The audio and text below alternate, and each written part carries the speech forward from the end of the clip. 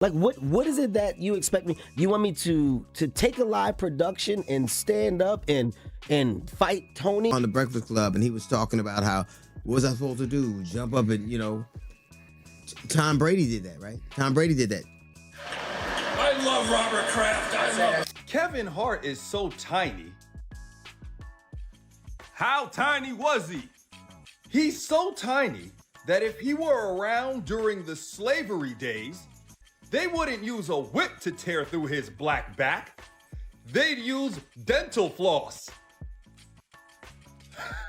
The backlash over the racist jokes at Kevin Hart's Netflix roast is still spreading across social media, and now more Black comedians are publicly calling Kevin out. If you missed the drama, most of the controversy centered on comments made by two comedians, Tony Hinchcliffe and Shane Gillis. A huge part of the outrage focused on Hinchcliffe's George Floyd joke. You've done good, though, Kevin. The Black community is so proud of you. Right now, George Floyd is looking up at us all, laughing so hard that he can't breathe. But what pushed many people over the edge was Kevin's reaction. A lot of viewers were stunned by how hard he laughed during the moment. As people continue discussing the clip, many have pointed out that Kevin was one of the public figures who attended George Floyd's memorial service in 2020. That detail has made the situation even more controversial. Not surprisingly, some of the strongest reactions came from George Floyd's family. His brother, Terrence Floyd, and his uncle, Selwyn Jones, both spoke publicly and said the family was shocked by what they saw. Terrence explained that Kevin's attendance at George's memorial made them believe he understood the family's pain. Because of that, seeing him laugh during the joke felt deeply disappointing to them. Terrence also said he believes Netflix and the show's producers had an opportunity to remove the joke before the special aired. But the controversy did not stop there. Critics pointed out that the George Floyd joke was not the only joke connected to painful experiences within the Black community. Shane Gillis also delivered several lines that referenced difficult and emotional chapters of Black history, adding even more heat to an already explosive debate. One joke claimed that Kevin's ancestors arrived in America in a slave ship in a bottle, and Shane also made a joke referencing lynching. To understand Kevin's origins, you have to go back to the beginning. Kevin's ancestors came to America in a slave ship in a bottle. Kevin actually did really well in Saudi Arabia, but only because they thought he was the monkey from Aladdin. Kevin's so short that they're gonna have to lynch him from a bonsai tree. Many viewers who watched the roast later pointed to Kevin's reaction as another major part of the controversy.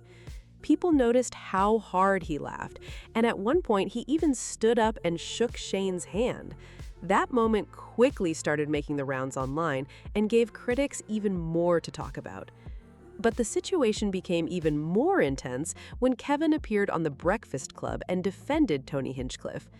During the interview, he argued that fans should move on and said that comedy should not have strict limits. Do you feel like Tony Hinchcliffe went too far when he made that joke about George Floyd? It's Tony Hinchcliffe. Yeah. I don't expect less. I don't expect more. I feel like you're saying going too far is the point. I don't want to put words in your mouth. Yes, I mean, that's why you're there. Those comments immediately sparked another wave of criticism, with many people feeling that he was dismissing concerns instead of addressing them. I hate to say this, but I'm going to because we're being honest. People are talking about that joke. Talk about his set. Tony Hinchcliffe arguably had the best set. After that interview, the pressure on Kevin grew even stronger, and several comedians spoke out.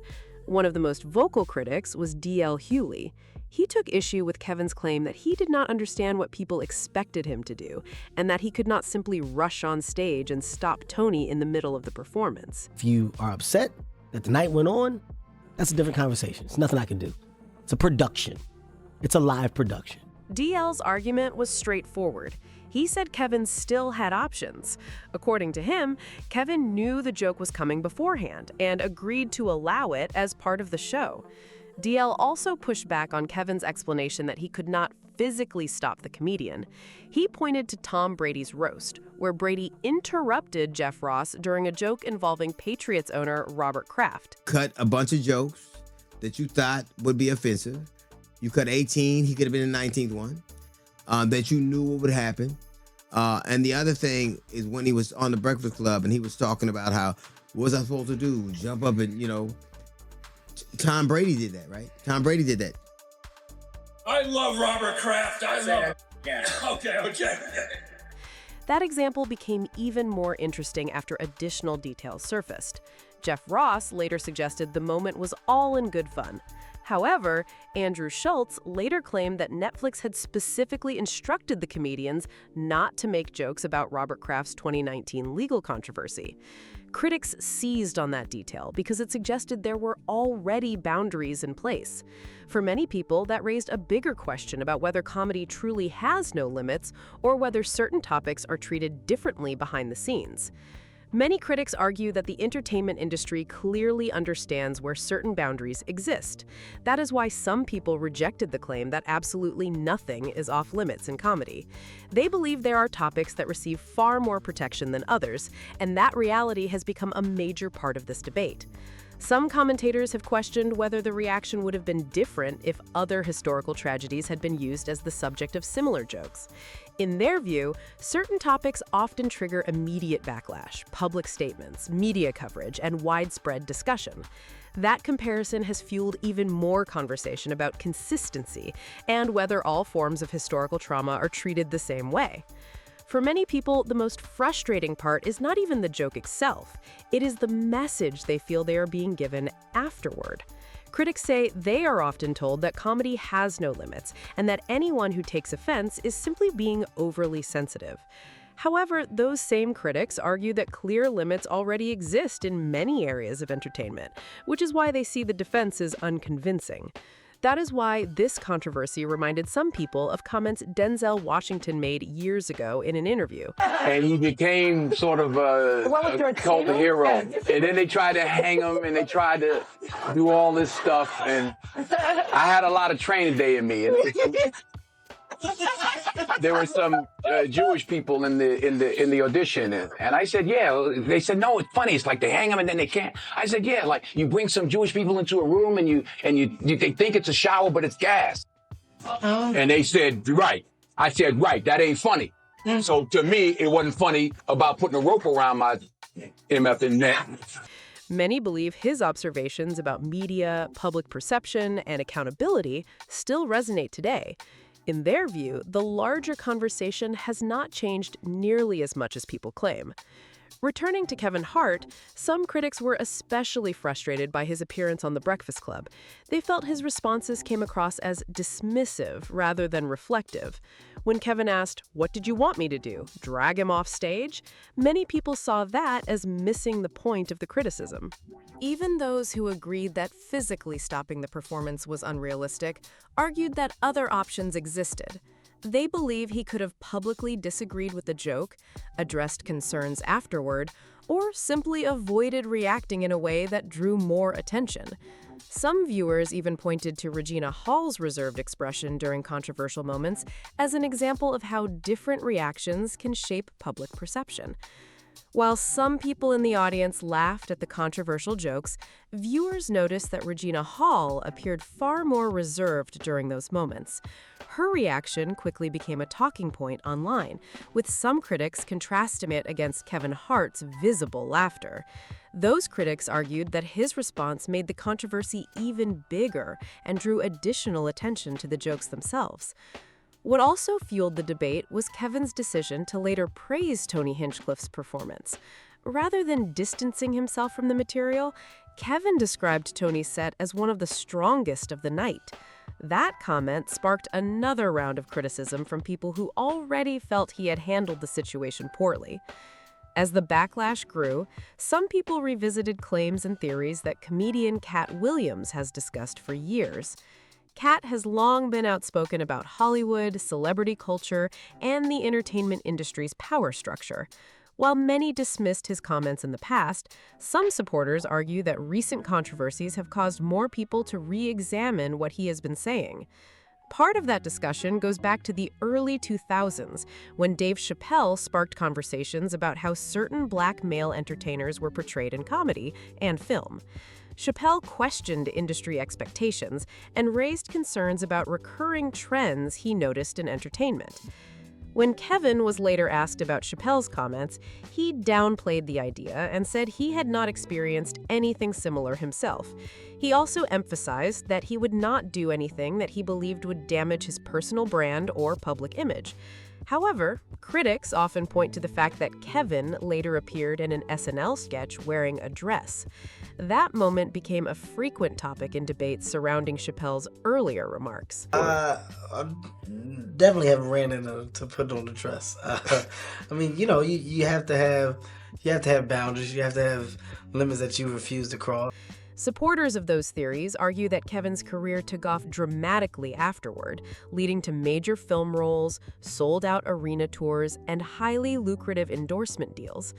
Others, however, credit that success to years of hard work, talent, and growing mainstream popularity. Some people view the SNL dress discussion as nothing more than a coincidence, while others see it as part of a much larger conversation about Hollywood and career advancement. Opinions on the topic remain sharply divided. Supporters of that theory often point to comments Katt Williams has made over the years, while critics argue there is no evidence to support those conclusions. When Katt was asked about Kevin's appearance in the SNL sketch, he suggested the issue was bigger than any one person. According to Katt's perspective, the discussion involved broader industry practices and expectations rather than focusing solely on Kevin Hart. Kevin doesn't have to worry about what people are going to say about him wearing a dress because of the long line of dress wearing. Now I'm saying, why are we picking on poor little Kevin Hart? Because it was his turn now. That viewpoint became a major part of his ongoing criticism of the entertainment business. Following that period, Kevin's career continued to grow at an impressive pace. He landed major film roles, expanded his stand-up audience, secured high-profile partnerships, and became one of the most recognizable comedians in the world. Meanwhile, Katt faced a series of highly publicized legal issues that generated extensive media attention. Many headlines focused on his personal struggles and controversies, while Katt maintained that the public was not getting the full story. Despite the negative coverage, he continued speaking openly about Hollywood and the people he believed were benefiting from the industry's support. In 2018, Katt reignited debate by criticizing both Kevin Hart and Tiffany Haddish. He argued that there were many talented Black female comedians who had not received the same opportunities. Katt questioned why certain performers achieved mainstream success while others remained largely overlooked. So while he wasn't there and off making 85 milli, I was over here not making 85 milli. But it's all good. I don't mind $1 million a month and keeping my soul. Those comments quickly attracted attention and led to a public response. During an appearance on The Breakfast Club, Kevin and Tiffany addressed Katt's criticism. Kevin argued that Katt's career setbacks had affected his opportunities in the industry.